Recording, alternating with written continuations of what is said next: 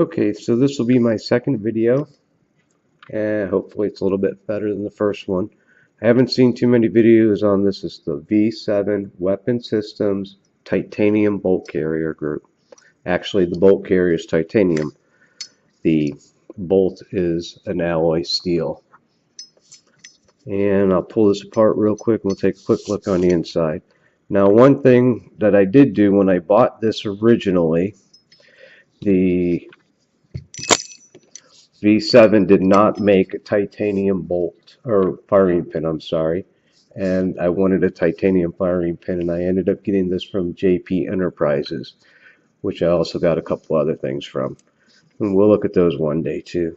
So let's pull this apart, pull out that cam, pull this apart. So this thing is completely titanium except for the block, and if you take a look here, it's hard to see, my lighting's very bad, but the stake job on this is, can't ask for much better than that. And the finish is pretty much flawless. I didn't see any blemishes whatsoever on it. Now there's a couple wear marks, one being right here, and then just a little bit on this edge. I know it's really hard to see. Let's see if we can get that on the camera. Just barely. But this bolt carrier group now has about a little over 2,000 rounds sitting on it, so it shot a few. Okay, so the bolt itself is actually Carpenter 153 steel that I've read a little bit about, and like anything else on the internet, you get ups and downs.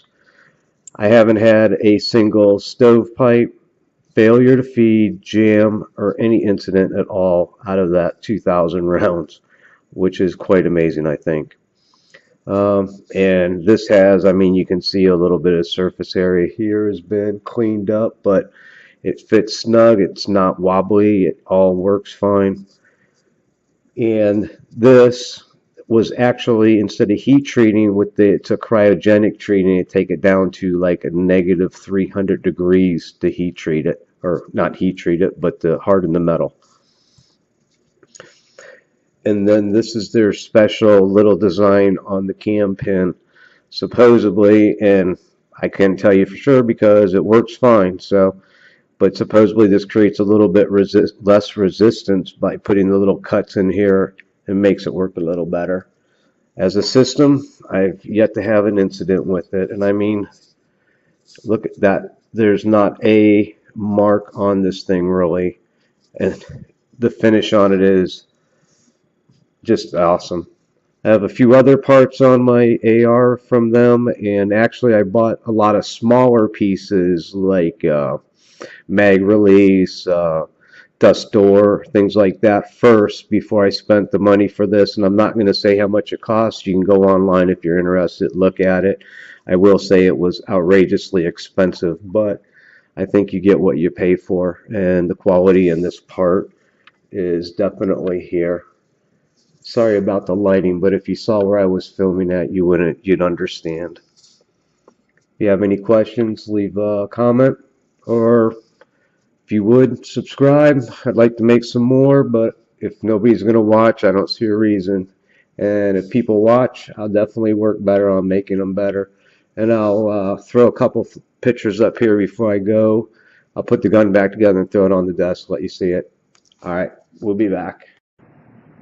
Here's the information from the company website on the different parts of that bolt carrier group. One thing I did forget to mention was when I bought it, I bought the bolt separate from the bolt carrier group.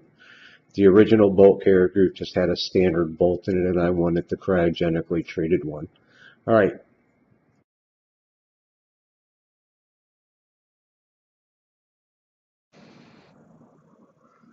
So this is my AR. It's chambered in a 5.56.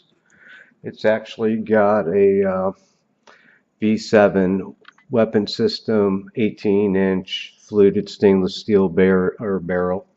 So I've spent a little bit of money, so I do know their product. Just a little bit. It's a fairly nice little setup.